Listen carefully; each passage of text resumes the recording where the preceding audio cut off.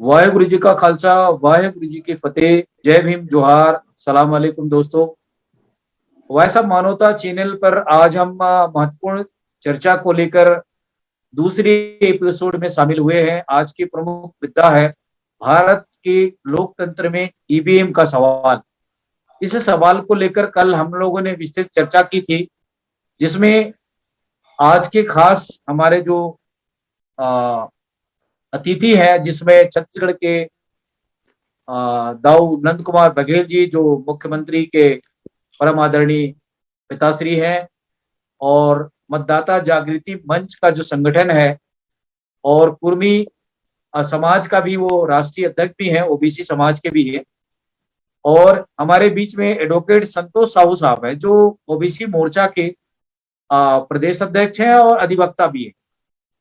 तीसरे मेहमान है ब्रिजेंद्र सिंह साहब, जो पूर्व डीजीपी रहे हैं। उत्तर प्रदेश एक बड़े राज्य है, जहां से वो लॉ एंड ऑर्डर को बहुत नजदीक से देखे हैं, और काफी महत्वपूर्ण उनका जीवन का अनुभव है। कई चुनाव उन्होंने अपने कार्यकाल में कराए हैं। तो आज का जो महत्वपूर्ण विषय है, उस पर खास चर्चा होने वाली है। तो बहरहाल आज के इस दूसरे एपिसोड पर ईवीएम को लेकर जो हम चर्चा करने जा रहे हैं, मैं दाऊ जी के पास पहले सवाल को लेकर जाना चाहूंगा।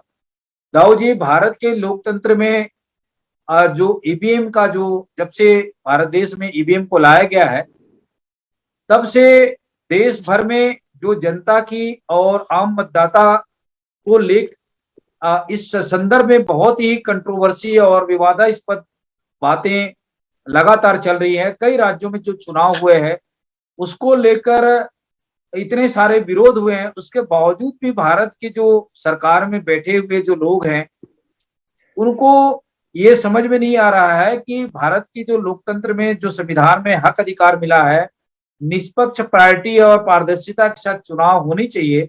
उसको लेकर हम आपका सवाल जानना चाहते हैं कि जो संविधान ने हमें जो राइट दिया हुआ है, निष्पक्ष और पारदर्शिता पूर्वक जो इस देश का चुनाव होना चाहिए, उसको लेकर जो ये वर्तमान में ईवीएम को लाकर जो ये बीमारी पैदा हो गई है आम जनता के लिए, लोकतंत्र के लिए, इस पर हम आपका पहला सवाल जानना चाहेंगे कि इसका निदान भारत के अंदर में कैसे किया जा सकता है।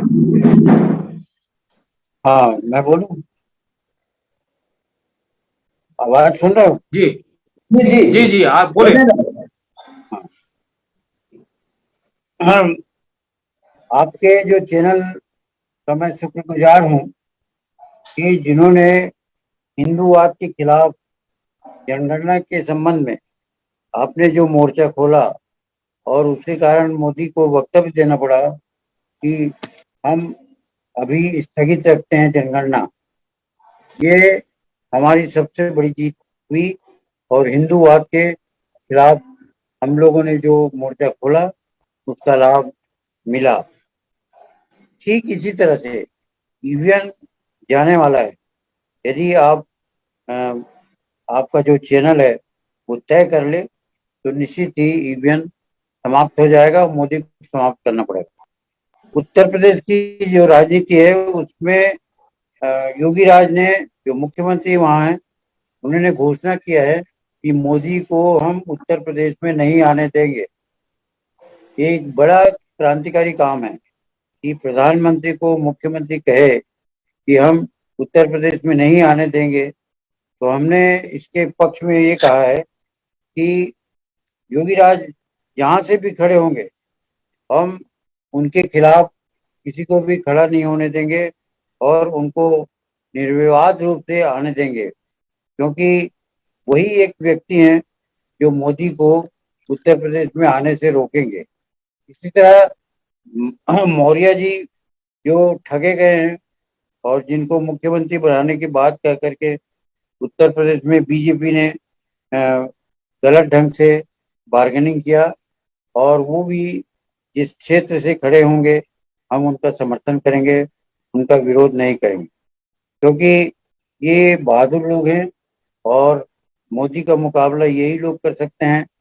बीजेपी को बिगाड़ रहा है तो मोदी भी, अमित शाह बिगाड़ रहे हैं, और इन दोनों महानुभाव ने जो कमर कसा है वो बहुत बड़ी बात है। और हम उनका समर्थन करेंगे। हमारी पार्टी समर्थन करेगी। हमारी पार्टी जी का अभी तक के जो सफलता है वो ये है कि 900 विधानसभा में 800 हमारे प्रत्याशी खड़े हो चुके हैं, तो तय कर चुके हैं हम। जबकि कांग्रेस और बीजेपी और कोई भी पार्टी इस ढंग से 900 विधानसभा में या 800 विधानसभा में प्रत्याशी खड़ा नहीं कर पाए, और हमारा काम सबसे आगे है। साथियों, मेरा ये कहना है कि भारत का डेमोक्रेसी पूरे दुनिया के डेमोक्रेसी के लिए सूत्रधार है, क्योंकि भारत की आबादी बहुत ज्यादा है और अमेरिका, फ्रांस, यूरोप, ये सारे डेमोक्रेसी जब तक के सफल नहीं होंगे, जब तक कि भारत की डेमोक्रेसी को बचाया नहीं जाएगा। इसलिए हम चीन के मुकाबला करने के लिए बाकी यूरोपीय देश और अमेरिका के देशों को ये निवेदन करते हैं कि भारत से ईवीएम की जो प्रथा चली हुई है उसको हटाया जाए, क्योंकि ईवीएम में चोरी मनमाने हो रही है, और वोट को कैसे करना ये मोदी की कलाकारी है। और इसलिए मोदी को, क्योंकि मोदी चीन समर्थक है और वो कभी भारत को बेच देगा, इसलिए बाकी जो देश हैं, यूरोप और अमेरिका, सब डेमोक्रेटिक देश हैं, उन सबको अलर्ट होना चाहिए कि चीन के साथ में अगर कहीं मोदी बेच खाया इस देश को और ईवीएम के द्वारा वो जीत गया तो बहुत बड़ा नुकसान होगा, और इस नुकसान की भरपाई यूरोपीय देश और डेमोक्रेटिक अमेरिका, दक्षिण अमेरिका, कनाडा, ये सब को नुकसान होगा। इसलिए हम निवेदन करते हैं कि यदि उनके डेमोक्रेसी पर आंच यदि आएगी तो उसके सावधान होकर के भारत के डेमोक्रेसी को बचाएं, और यदि ईवीएम आएगा तो मोदी फिर मोदी हरकत करेगा और अपने जीतने की कोशिश करेगा। उसको यूरोपीय देश, अमेरिका, जितने भी दुनिया के डेमोक्रेटिक देश है, वो इसके लिए सावधान रहें। भारत बचेगा तो दुनिया की डेमोक्रेसी बचेगा। इतना कहकर अपनी बात करूंगा। जी जी। संतोष साहू जी, अभी दाऊ जी की बात आप सुन रहे थे। मैं उनके इस तार्किक सवाल को लेकर आपके विचार जानना चाहता हूं कि दाऊ जी ने जैसा अभी ईवीएम को लेकर उन्होंने जो बात कही है कि भारत के लोकतंत्र में, डेमोक्रेसी में ईवीएम एक बहुत बड़ा आ, खतरा है। हितकारी है। इस संदर्भ में साहू जी अपने विचार व्यक्त करें। मैं माननीय नंद कुमार बघेल जी, राष्ट्रीय अध्यक्ष मतदाता जागृति मंच एवं कुर्मी किसान महासभा जी के बातों से सहमत हूँ। चूंकि भारत दुनिया का सबसे बड़ा लोकतांत्रिक देश है, और दूसरी बात कि भारत गांवों का देश है। अभी तक जो टेक्नोलॉजी जिस मात्रा में भारत में विकसित हो जाना था, उतना नहीं हो पाया है। इस वजह से भी भारत में पूर्ववत बैलेट पेपर के आधार पे ही चुनाव होना चाहिए। ईवीएम को तत्काल भारत में बैन करना चाहिए, क्योंकि ईवीएम संदेह के दायरे में है। एक नहीं, हजारों लोग ईवीएम के ऊपर संदेह कर रहे हैं, जो लोकतंत्र के लिए घातक है। ईवीएम कई बार चुनाव के समय में फेल हुआ है, और उसके वोट एक सिंगल फुल छाप में उसका वोट जाता हुआ दिखाई पड़ा, कई बार पकड़ाया है। और जब ईवीएम खराब होता है तो पता चलता है कि इसके वोट सारे बीजेपी अर्थात फुल छाप को जा रहे थे। तो ये एक बहुत बड़ा संदेह पैदा करता है। और भारत के लोग पिछले 2019 के लोकसभा चुनाव से पहले 22 राजनीतिक पार्टी के लोग निर्वाचन आयोग भारत सरकार के पास गए, और सभी लोगों ने निवेदन किया कि भारत में ईवीएम को बैन किया जाए और बैलेट पेपर से पहले की तरह चुनाव कराया जाए। तो इतने बड़े राजनीतिक दलों का एक साथ आकर विरोध करना बहुत बड़ी बात है। दूसरी बात कि भारत के तमाम सामाजिक संगठनों के प्रमुखों के द्वारा ईवीएम का विरोध किया जा रहा है। अभी हाल ही में बेरोजगार मोर्चा, युवा मोर्चा, विद्यार्थी मोर्चा, बहुजन क्रांति मोर्चा के बैनर तले पूरे देश भर के जिला मुख्यालयों में, गांव-गांव में, घरों में लोग सांकेतिक रूप से ईवीएम को जलाए। ये संकेत दिए भारत सरकार को, निर्वाचन आयोग को, कि ईवीएम का चुनाव हमें स्वीकार नहीं है। और मैं एक बात कहना चाहता हूं कि राष्ट्रीय मतदाता जागृति मंच के राष्ट्रीय अध्यक्ष जी जो बात कहे हैं वो बात बहुत खास है। वो इसलिए कि आप देश में एक संगठन का नाम आपके सामने है, मतदाता जागृति मंच, मतदाता को जगाने का ही मंच माननीय नंद कुमार बघेल जी के द्वारा खोला गया। इसका सीधा मतलब है कि भारत के लोकतंत्र और भारत के लोकतंत्र का आधार भारत के संविधान, दोनों भारत में जिस परिस्थितियां में अभी जो बातें चल रही हैं, ये दोनों के ऊपर खतरा मंडरा रहा है। इसके लिए देश और दुनिया के लोग चिंतित हैं। और ऐसी स्थिति में राष्ट्रीय मतदाता जागृति मंच के राष्ट्रीय अध्यक्ष जी जो बात बोल रहे हैं उसमें बहुत बड़ा ताकत है। और इस देश में ईवीएम बैन होना चाहिए। इसके लिए सुप्रीम कोर्ट 8 अक्टूबर 2013 का जो जजमेंट आया, उन्होंने स्वीकार किया कि सिर्फ ईवीएम से निष्पक्ष, पारदर्शी और स्वतंत्र चुनाव संभव नहीं है। इसीलिए माननीय सर्वोच्च न्यायालय ने ऑर्डर किया कि भारत के ईवीएम के साथ वीवीपैट भी जोड़ा जाए। तो वहीं से ये क्लियर हो गया है। मैं इस मौके पे कहना चाहता हूं कि भारत चूंकि गांव का देश है, अभी जिस पैमाना में भारत में टेक्नोलॉजी, कंप्यूटर की जानकारी जिस तेजी से होना चाहिए वो हो नहीं पाया है। और दुनिया के विकसित देशों ने ईवीएम का उपयोग किया और बाद में संदेह के आधार पर उसे नकार दिया। तो भारत में भी ईवीएम को नकारना चाहिए, उसकी मांग चल रही है। और मैं आपके वॉइस ऑफ मानवता टीवी चैनल के माध्यम से अनुरोध करना चाहता हूं, संगठन शक्ति के साथ ये बात रखना चाहता हूं कि भारत में फिजिकल जो प्रूफ है वो सिर्फ बैलेट पेपर से है। उसके आधार पे चुनाव भारत सरकार, भारत निर्वाचन आयोग कराए, इसकी हम पुरजोर मांग करते हैं। इसके ऊपर पुरजोर अपने संगठन शक्ति के साथ भविष्य में जो रणनीति राष्ट्रव्यापी बनेगा उस पे भी हम लोग काम करेंगे। जी धन्यवाद। जी बहुत शुक्रिया संतोष साहू साहब। मैं बृजेंद्र सिंह साहब के पास जाना चाहूंगा, क्योंकि बृजेंद्र सिंह साहब अपने जीवन काल में उत्तर प्रदेश जैसे एक बड़े राज्य में अपनी सेवाएं दी है और वहां पे बैलेट पेपर के समय में भी उन्होंने अपनी उस अनुभव को देखा है और ईवीएम के माध्यम से जो चुनाव हुआ है उसको भी नजदीक से देखा है। मैं बृजेंद्र सिंह साहब के पास इसलिए भी जाना चाहूंगा कि उत्तर प्रदेश एक बहुत बड़ा राज्य है और लॉ एंड ऑर्डर को जिस ढंग से चुनाव के समय में कानून व्यवस्था को लेकर और पारदर्शिता को लेकर प्रशासनिक व्यवस्था को जिम्मेदारी रहती है, उस संदर्भ में जैसा कि अभी दाऊ जी की बात आप बृजेंद्र सिंह साहब सुन रहे थे संतोष साहू जी का, तो ईवीएम को लेकर भारत के लोकतंत्र में जो महत्वपूर्ण चर्चा हो रही है और आपने जो इस चुनाव और पारदर्शी को लेकर नजदीक से अनुभव किया है, इस संदर्भ में आप अपनी विचार हमारे देखने सुनने वाले को बृजेंद्र सिंह साहब।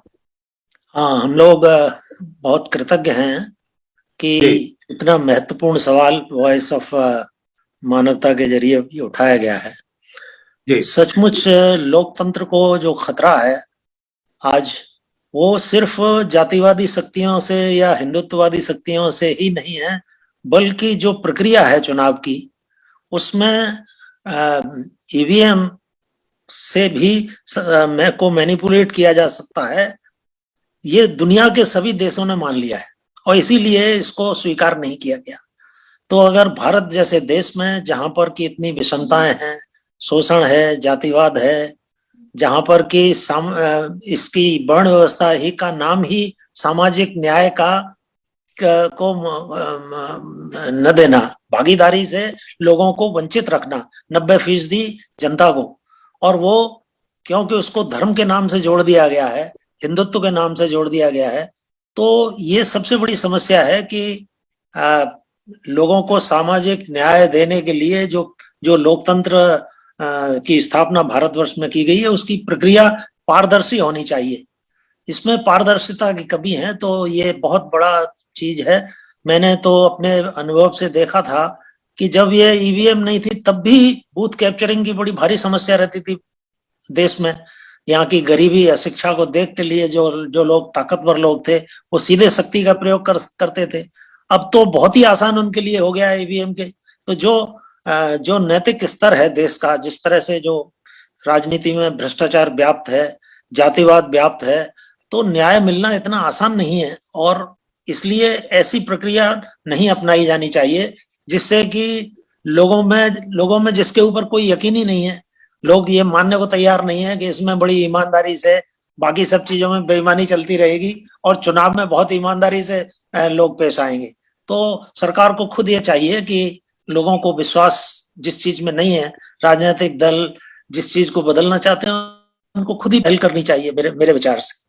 ये लोकतंत्र, ये सामाजिक न्याय और लोकतंत्र के हित में है कि ईवीएम को खत्म करके और जो प्रक्रिया है, जो पारदर्शी प्रक्रिया, वो लाई जाए। जी, बहुत शुक्रिया। आपने बहुत ही मूल बातों को लेकर अपने विचार रखे हैं। मैं दाऊ जी के पास फिर से अगले सवाल को लेकर जाना चाहूंगा। दाऊ जी, जिस ढंग से कांग्रेस पार्टी ने ईवीएम को भारत के अंदर में लाया और आज सबसे ज्यादा जो खामियाजा इसको भुगतना पड़ रहा है वो कांग्रेस पार्टी को भुगतना पड़ रहा है, क्योंकि आपके पुत्र जो है कांग्रेस पार्टी के मुख्यमंत्री है और राहुल गांधी, सोनिया गांधी को शायद इस बात का आभास है या नहीं, क्योंकि उत्तर प्रदेश में कांग्रेस पार्टी को रसातल में ले जाने की दृष्टि से ईवीएम ही बहुत बड़ा कारगर सिद्ध हुआ है, या अन्य राज्यों में भी जो कांग्रेस की स्थिति को, जैसा कि भी आसाम में चुनाव हुआ तो वहां की जो जनता का जो मैंडेट था वो नहीं लगता था कि वहां पे भारतीय जनता पार्टी दोबारा आ जाएगी। लेकिन आप देख सकते हैं कि कांग्रेस के इतना मेहनत के बाद में जनता की वहां के जो रुझान के बावजूद भी वहां पे भारतीय जनता पार्टी की पूर्ण बहुमत की सरकार बन गई। तो इससे अंदाज लगता है कि ईवीएम का कमाल कितना बड़ा कारगर सिद्ध हो रहा है। हालांकि ममता बनर्जी ने इस ईवीएम के घोटाले को रोकने में कामयाब हो गई और वहां पे इनके जो ईवीएम पकड़े गए और वहां पे ईवीएम का जो लफड़ा है वो सेट नहीं हो पाया। ऐसा मुझे लगता है कि जिस ढंग से वेस्ट बंगाल में उसको लेकर वहां की जो जनता खेला होबे करके लोगों को, जनता को जागरूक कर दिया, उससे एक बहुत बड़ा क्रांतिकारी वहां की जनता निर्णय ले पाई।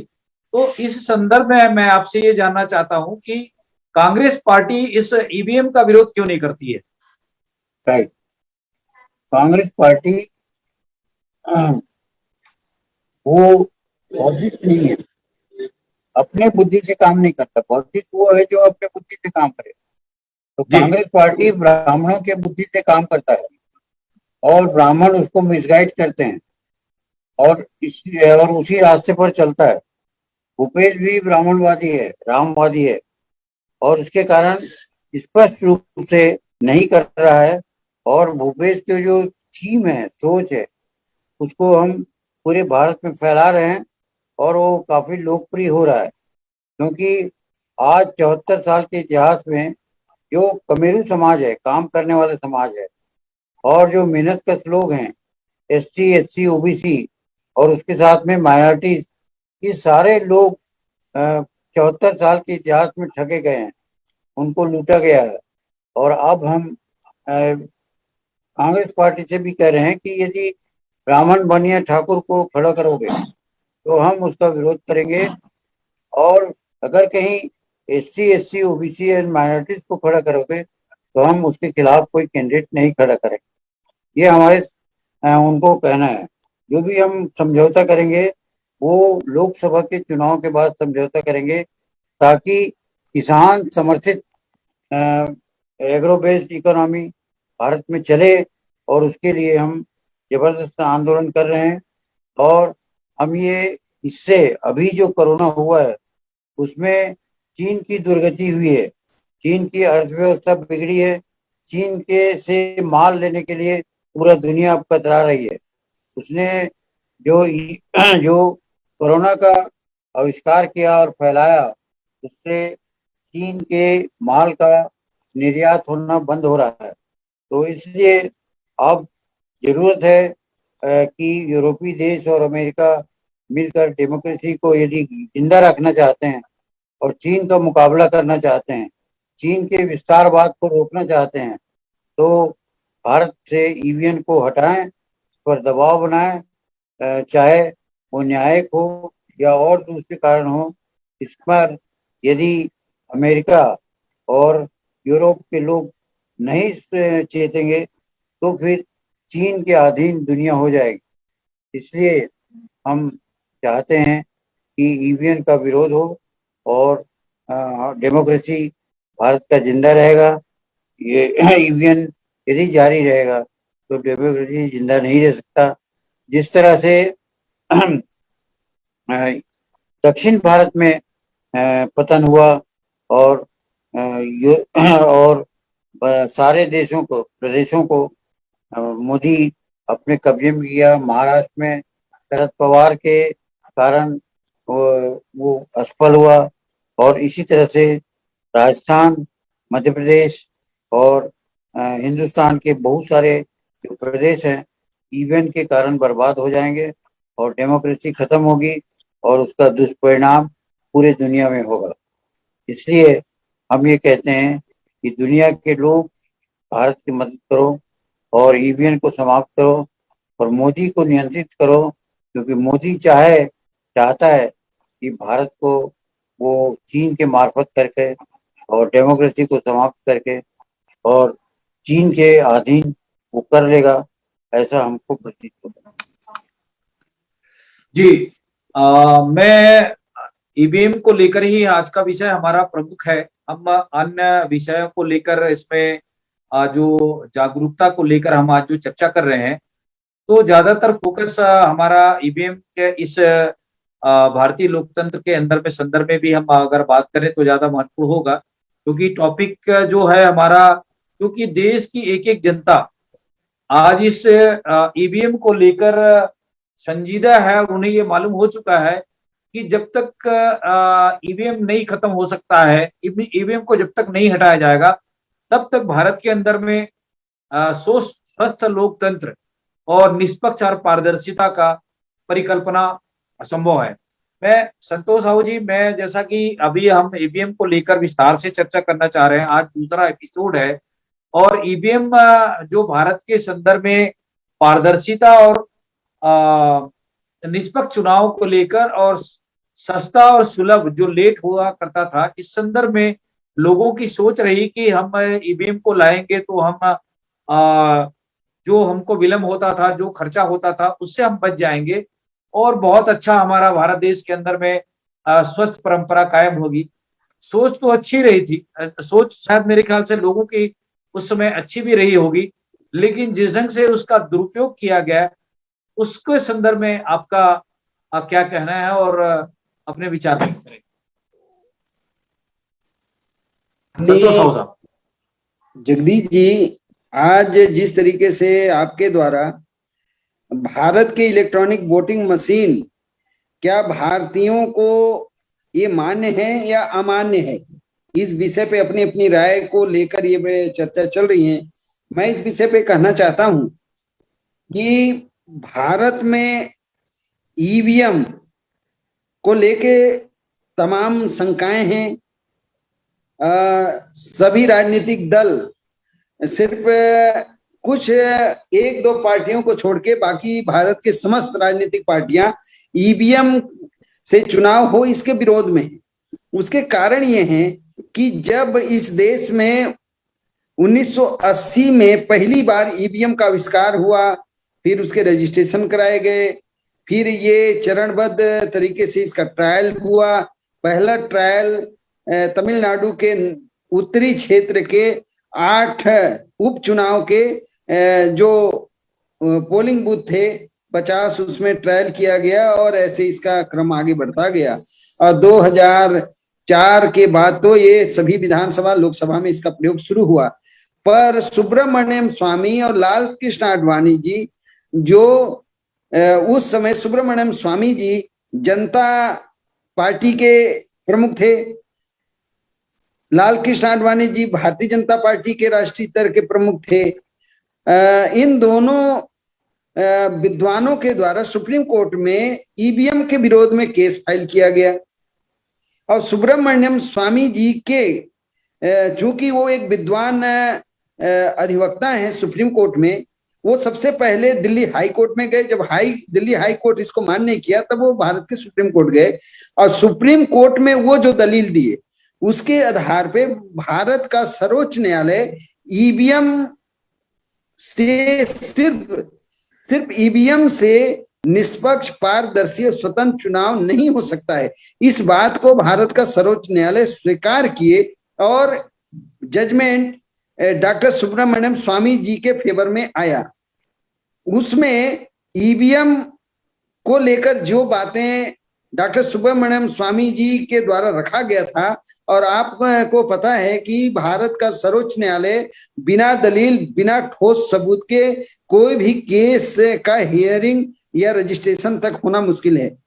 तो जब ये केस वहां फाइल हो गया, उसमें बहस चली, जजमेंट आया, तो कितना ठोस सबूत डॉक्टर सुब्रमण्यम स्वामी जी के द्वारा दिया गया होगा, ये पूरे भारत के लोगों को, दुनिया के लोगों को जानने की जरूरत है कि वो क्या क्या दलील दिए थे, जिसके आधार पे ईवीएम के विरोध में भारत का सर्वोच्च न्यायालय फैसला दिया। फैसला क्या है कि सिर्फ ईवीएम से ही भारत में निष्पक्ष, पारदर्शी और स्वतंत्र चुनाव संभव नहीं है। इसलिए भारत के ईवीएम के साथ वीवीपीएटी मशीन लगाया जाए। और भारत का निर्वाचन आयोग 2014 के चुनाव में 0.33% नागालैंड, मिजोरम साइड में 2014 के चुनाव में वीवीपीएटी लगाया। फिर से इसके ऊपर केस किया गया तो बहुत सारी बातें खुल के आई। हमारा ये कहना है कि ईवीएम 1980 में लाया गया, उस समय भारत में इतना टेक्नोलॉजी डेवलप नहीं था। आज साइबर युग है, हम जिस मोबाइल पे बात कर रहे हैं, इस मोबाइल से हजारों फंक्शन के ऊपर हम काम कर सकते हैं। एक साधारण सा बात हम कहना चाहते हैं, अगर मोबाइल में हम टाइम सेट कर दें कि सुबह हमें 5 बजे उठना है, अलार्म हमें बजाना है 1 मिनट के लिए, तो 5 बजे, करेक्ट 5 बजे इस मोबाइल में 1 मिनट के लिए अलार्म बजेगा। अगर हम 10 मिनट के लिए सेट कर दें तो 10 मिनट बजेगा। अगर हम इस मोबाइल में 1 घंटा के लिए अलार्म सेट कर दें तो 1 घंटा तक बजता ही रहेगा। अगर मोबाइल जैसे चीजों में समय को सेट किया जा सकता है तो ईवीएम में क्यों नहीं किया जा सकता है? वो भी मानव निर्मित है। दूसरी बात कि आप देख रहे हैं कि जो टेक्नोलॉजी है वो इतना विकसित हो गया, डेवलप हो गया है इलेक्ट्रॉनिक चीजों में, कि अमेरिका में बैठ के, दुनिया के तमाम देशों में बैठ के लोग कहाँ का पैसा कहाँ से चोरी कर रहे हैं। अगर करेंसी जैसे चीजें चोरी हो सकते हैं तो वोट क्यों चोरी नहीं हो सकता? वोट तो करेंसी से लाखों गुना महत्वपूर्ण है।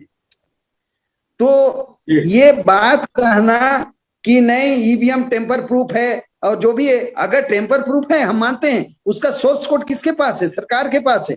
तो जो लोग ईवीएम को, जो इंजीनियर सेट करते हैं, उसका सोर्स कोड सरकार के पास है। उस सोर्स कोड को अगर कोई समझ गया तो उसके माध्यम से उसको हैक किया जा सकता है। बहुत सारी तकनीकी बातें हैं। दूसरा बात क्या है कि जब ईवीएम में चुनाव हो रहा था तो उसके 2 भाग थे, एक पीठासीन अधिकारी के पास होता था और एक मतदान के लिए होता था। उसमें एक ही जगह वोट काउंटिंग होता था। अब हम वोट, जैसे हम बटन दबाए, उसमें लाइट जली, आवाज आई, बस वोट हो गया। लेकिन हमको ये पता नहीं है कि हमारा दिया हुआ वोट कहाँ जाके काउंट हुआ। ये एक बात है। दूसरी बात है कि बैलेट पेपर में अगर 10 पार्टियां चुनाव लड़ रही हैं, 10 पार्टियों को जो भी वोट पड़े, अगर विवाद की स्थिति थी तो रिकाउंटिंग में पेपर को वेरीफाई कर सकते थे, एक एक मत पत्र को अलग अलग करके कि किस पार्टी को कितना वोट मिला। ईवीएम के माध्यम से हम कैसे करें, वो तो पूरा जितना भी वोट है उसको एक जाई काउंट कर लेता है। तो रिकाउंटिंग की व्यवस्था ईवीएम में नहीं थी। अभी वीवीपीएटी लगाया गया, वीवीपीएटी से जो कागज निकल रहा है उसको कानून बनाकर गिनती नहीं होगी, उसके ऊपर कार्रवाई चल रहा है। तो ये बहुत सारा बात है भारत के चुनाव को लेकर। और भारत में जो लोकतंत्र है, हमारे महान पुरखों ने लाखों लाखों लोगों ने अपने कुर्बानी दी है, तब भारत में लोकतंत्र आया है।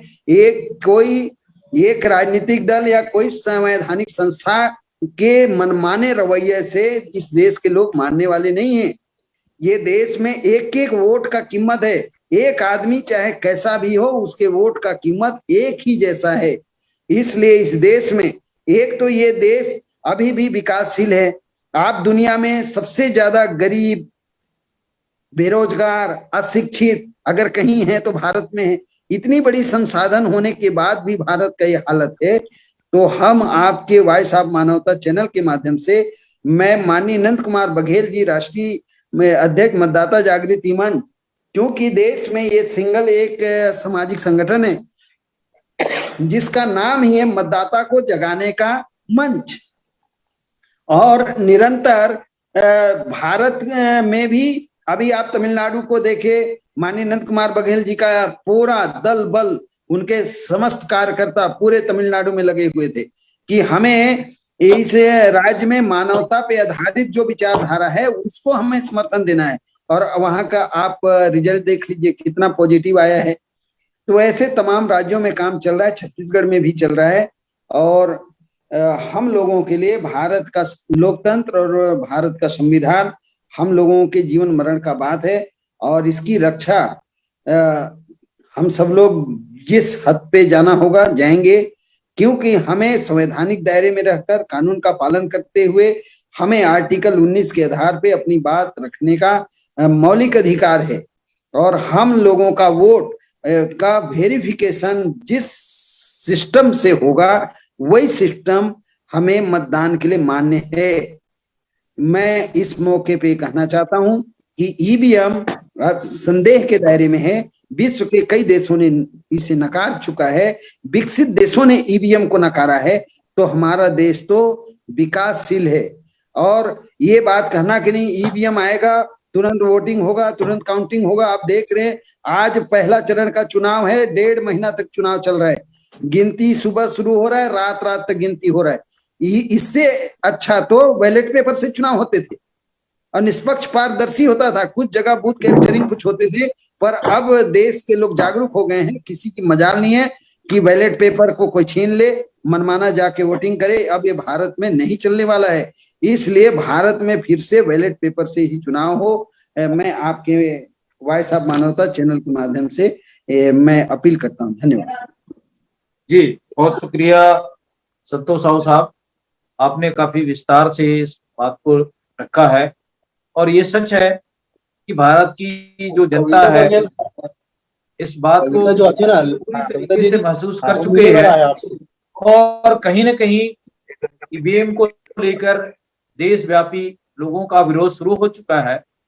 और इसके अंदर में जो सच और झूठ को लेकर जो चर्चा चल रही है, पारदर्शिता को लेकर चल रही है, स्वस्थ लोकतंत्र और परंपरा को लेकर आ रही है। मैं ब्रिजेंद्र सिंह जी के पास में इस बात को लेकर और सवाल को लेकर आपके पास जाना चाहूंगा कि जैसा कि अभी दाऊ जी ने और संतोष साहू जी ने इस संदर्भ में विस्तार से अपनी बात रखी है, इनके दोनों के विचारों से आप कितना सहमत है? और जो भारत एक बहुत बड़ा लोकतांत्रिक देश है और विशाल देश है, और भारत गांव का देश भी है जैसा कि साहू जी ने कहा, और यहाँ पे जो शिक्षा है या जो टेक्नोलॉजी है इसको लेकर लोगों के अंदर में उतनी जागृति नहीं है, लेकिन जागृति के हिसाब से जो बुद्धिजीवी लोग हैं उनको ये मालूम चल चुका है कि ईवीएम का बहुत बड़ा खेल चल रहा है, और इस खेल को समाप्त करने की दिशा में लोग लगातार प्रयास कर रहे हैं, लगातार आंदोलनरत हैं। जैसा कि दाऊ जी ने भी कल कहा कि हम ईवीएम को हटाने के लिए देशव्यापी पंचायत स्तर बूथ लेवल में आंदोलन करेंगे अगर इसको नहीं हटाया गया।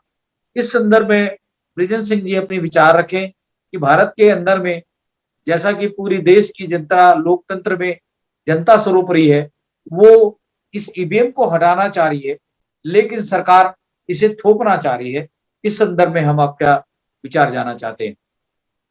देखिए, साहू जी ने और बघेल साहब ने बड़े प्रभावशाली तरीके से इस बात को हम लोगों के सामने रखा है और हम पूरी तरह से इससे सहमत हैं। और मैं ये समझता हूं कि देशवासी भी, मेजॉरिटी इस देश की इस बात से सहमत है, क्योंकि एक तो ये हमारी जो सामाजिक व्यवस्था है जिसमें कि हम चाहते थे, संविधान चाहता था न्याय देना देश के आम आवाम को, वो 90% आज भी वंचित हैं उसी वर्ण व्यवस्था या धर्म या जातिवाद के नाम पर।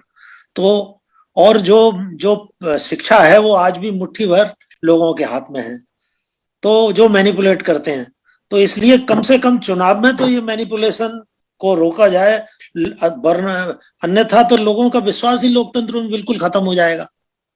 इसलिए मैं इस बात से पूरी तरह सहमत हूं कि ये जो टेक्नोलॉजी में हम सबसे ऊपर दिखाना चाहते हैं अपने को, और नैतिकता में, अशिक्षा में, गरीबी में सबसे नीचे पड़े हुए हैं, ये जो विरोधाभास है इसका सीधा संबंध इस देश की जो सड़ी गली व्यवस्था से है, जिसे वर्णाश्रम धर्म या जातिवाद कहते हैं।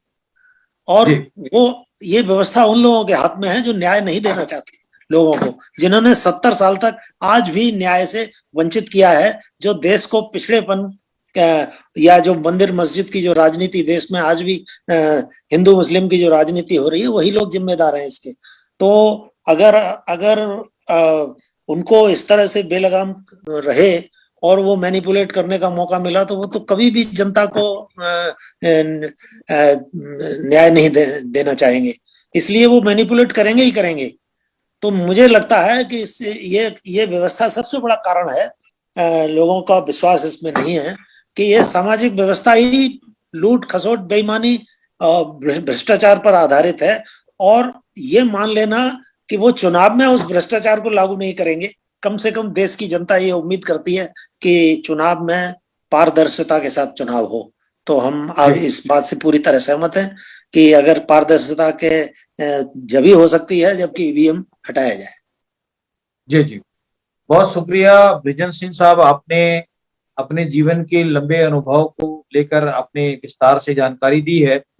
मैं अब इस कार्यक्रम को चूंकि विस्तार से आज हमारा दूसरा एपिसोड है, ईवीएम को लेकर लगातार हम डिबेट करते रहेंगे, क्योंकि भारत के अंदर में ईवीएम एक बहुत बड़ा सवाल है और लोगों को जागरूक करना भी एक बहुत बड़ा मीडिया का काम है, क्योंकि भारत की मेन स्ट्रीम की मीडिया ना तो इस पर कोई डिबेट करती है, ना इस पर कोई चर्चा करना चाह रही है, क्योंकि अधिकांश मीडिया जो है आपको मालूम है कि मीडिया का भी दायित्व जो है आज इस देश के अंदर में एक स्वामी भक्ति और जो सरकार होती है उसकी तारीफ के पुल बांधने में ही समय लगा देते हैं।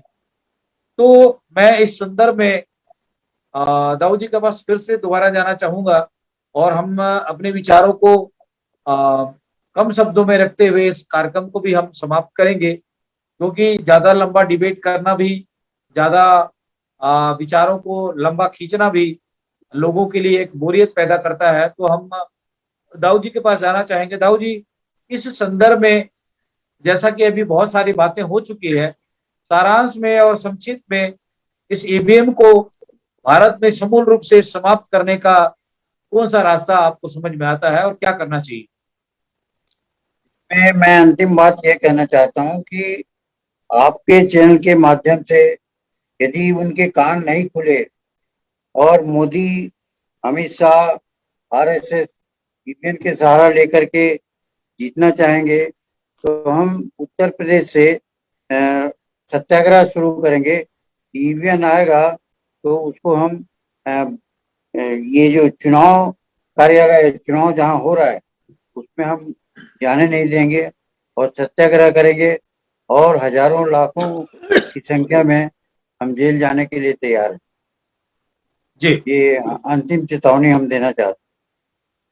जी, बहुत शुक्रिया दाऊ जी, आपने कम शब्दों में और सही बातों को देश की जनता की नुमाइंदगी की ओर से आपने बातें रख दी है, क्योंकि देश की जनता भी इस बात को लेकर पूरी तरीके से तैयार है कि जब तक भारत के अंदर में ईवीएम को समाप्त नहीं किया जाएगा, तब तक भारत के अंदर में स्वस्थ लोक परंपरा और निष्पक्ष और पारदर्शिता की परिकल्पना मुश्किल है। मैं संतोष साहू जी के पास भी कम शब्दों को लेकर अपने इस विचार को संक्षिप्त में सारांश में लेकर अपनी बात को रखें। जैसा कि दाऊ जी ने कहा है, इनकी बातों से कितना सहमत है, और देश के अंदर में आज एक ही विकल्प बचा हुआ है, ये जन आंदोलन के माध्यम से इस ईवीएम की व्यवस्था को उखाड़ फेंकना है। एक रास्ता ऐसा दाऊ जी का सोचना है।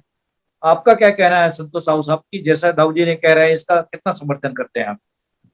मैं माननीय नंद कुमार बघेल जी, दाऊ जी के बातों से मैं 100% सहमत हूँ, क्योंकि भारत में सिर्फ चुनाव का मामला नहीं है, भारत में स्वस्थ लोकतंत्र का मामला है, भारत के संविधान का मामला है, भारत में अल्पमत के लोग बहुमतों के ऊपर जबरदस्ती से बलपूर्वक, जैसा कि आए दिन जो कानून बन रहे हैं उसमें दिखाई पड़ रहा है, जनता का चुना हुआ सरकार इतना निडर हो जाए ये समझ से परे है। तो ऐसी स्थिति में सर्वप्रथम संपूर्ण भारत के लोगों का नैतिक और संवैधानिक ये जिम्मेदारी है कि भारत में निष्पक्ष, पारदर्शी और स्वतंत्र चुनाव के लिए, और जिसका भौतिक सत्यापन हर मतदाता कर सके, और वो सिर्फ बैलेट पेपर से संभव है। इस मौके पे मैं ईवीएम को भारत से हटाकर, जैसे विश्व के देशों ने नकारा, ऐसे भारत सरकार भी इसको नकारे, निर्वाचन आयोग नकारे, और पुनः बैलेट पेपर से भारत में चुनाव कराया जाए। मैं वॉइस ऑफ मानवता को भी बहुत बहुत धन्यवाद ज्ञापित करना चाहता हूं कि आपने भारत के स्वस्थ लोकतंत्र को ध्यान में रखकर ये बहस कराया है। इसके लिए मैं वॉइस ऑफ मानवता के सीईओ माननीय भाई मेघराज सिंह जी को भी धन्यवाद देना चाहता हूं। ये सारा काम भारत की मुख्य मीडिया का था, और शायद भविष्य में भारत का मुख्य मीडिया लोकतंत्र के चौथे पाए का वास्तविक सच्चाई और निष्पक्ष रोल प्ले करेंगे। शायद ऐसा आशा अभी भी हम करते हैं, और माननीय नंद कुमार बघेल जी के द्वारा जो आह्वान किया गया है उसमें मतदाता जागृति मंच के हजारों लाखों करोड़ों लोग सड़कों पे आएंगे, और ईवीएम को संवैधानिक दायरे में रहकर कानून का पालन करते हुए हम लोग पुरजोर तरीके से इसका विरोध करेंगे, और भारत में बैलेट पेपर से चुनाव आने वाले चुनाव में होगा, ऐसा आशा करते हुए मैं अपनी वाणी को विराम देता हूं। आपने मुझे समय दिया, इसके लिए बहुत बहुत धन्यवाद। जय भारत, जय लोकतंत्र, जय संविधान। ये संतोष साहू साहब, मैं दाऊ जी आप कुछ कहना चाह रहे हैं? और कुछ नहीं, जी, मैं बृजेंद्र सिंह जी के पास में आज की इस कार्यक्रम की संक्षिप्त विचारों को लेकर उनके विचार को हम जानना चाहते हैं, क्योंकि जिस ढंग से आज की बातें विस्तार से हो चुकी हैं, और भारत के अंदर में भारत की लोकतंत्र और परंपरा के आधार पे स्वस्थ निर्वाचन का चुनाव हो, इस संदर्भ में ईवीएम को लेकर पूरे विश्व भारत की जनता आज इस दिशा में आंदोलनरत है। मैं अंतिम प्रतिक्रिया के रूप में बृजेंद्र सिंह जी के बात को हम हमारे देखने सुनने वालों के सामने रखना चाहेंगे, ताकि हम आज की इस सारगर्भित डिस्कस को समाप्त कर सके। बृजेंद्र सिंह जी, आपके अंतिम विचार। हमारा भाई मेघराज सीईओ जो वॉइस ऑफ मानवता हैं, उनको बहुत बहुत धन्यवाद है। इतना महत्वपूर्ण विषय पर उन्होंने ध्यान आकर्षित किया है, और हम ये मान करके चलते हैं कि जहां पर चुनाव होते थे, पहले भी हमने देखा हिंसा का सहारा लेते थे लोग, जबरदस्ती बूथ कैप्चरिंग करते थे, तो ये तो इन लोगों के लिए बहुत आसान हो गया है मैनिपुलेट करना। और ये इस जातिवादी व्यवस्था में मुश्किल से 4-5% लोग हैं जो कि पढ़े लिखे भी हैं और इनको मैनिपुलेट करने की उनके पास क्षमता भी है। इसलिए जो लोकतंत्र जो संविधान ने उम्मीद की थी कि ये व्यवस्था परिवर्तन होगा, वो व्यवस्था परिवर्तन इन्हीं कारणों से नहीं हो पा रहा। तो कम से कम चुनाव में पारदर्शिता होनी चाहिए। ये इस बात से मैं ही नहीं, सभी लोग, मेरे ख्याल से देशवासी भी सहमत होंगे। जी ईवीएम को जी, कैसे ये गलत है। जी, आपके आज के इस विचार को हम अब यही विराम देना चाहते हैं। आज के हमारे इस कार्यक्रम में अपने महत्वपूर्ण विचार रखने के लिए छत्तीसगढ़ के जो पेरियार कहे जाने वाले दाऊ नंद कुमार जी, हम सबके चहेते और आदरणीय है, प्रेरणा स्रोत है, और छत्तीसगढ़ के मुख्यमंत्री के पिताजी भी हैं और वयोवृद्ध हैं, और इतने उम्र में भी उन्होंने अपनी ऊर्जा और एनर्जी भारत की जनता के लिए और सच और हक की आवाज के लिए वो उनका अपना जीवन समर्पित किया हुआ है। उनका हम बहुत बहुत धन्यवाद करते हैं। संतोष साहू साहब जो ओबीसी मोर्चा के प्रदेश अध्यक्ष हैं और समाज की दिशा में लगातार अपनी योगदान देते रहते हैं। मैं संतोष साहू जी का भी बहुत बहुत धन्यवाद करता हूं कि उन्होंने अपनी इस सारगर्भित विचारों को लेकर अपने विचार व्यक्त किए। और बृजेंद्र सिंह जी जो उत्तर प्रदेश के एक बड़े राज्य से प्रशासनिक अनुभव रखते हैं, उन्होंने भी महत्वपूर्ण विचार रख करके हमारे देखने सुनने वालों को अपनी इस महत्वपूर्ण विचार को साझा किया है। हम आने वाले समय में फिर एक नए ज्वलंत मुद्दों को लेकर फिर आपके सामने हाजिर होंगे। तब तक वैसा मानवता चैनल से जुड़े रहें, अपनी प्रतिक्रिया दें, लाइक करें, कमेंट करें और इसे शेयर भी करें ताकि हम लोगों तक, जन जन तक जा सके। और आज के इस कार्यक्रम को हम यही विराम देना चाहते हैं। सभी मेहमानों का बहुत बहुत धन्यवाद। वाहेगुरु जी का खालसा, वाहेगुरु जी की फतेह। सत श्री अकाल। सत श्री अकाल।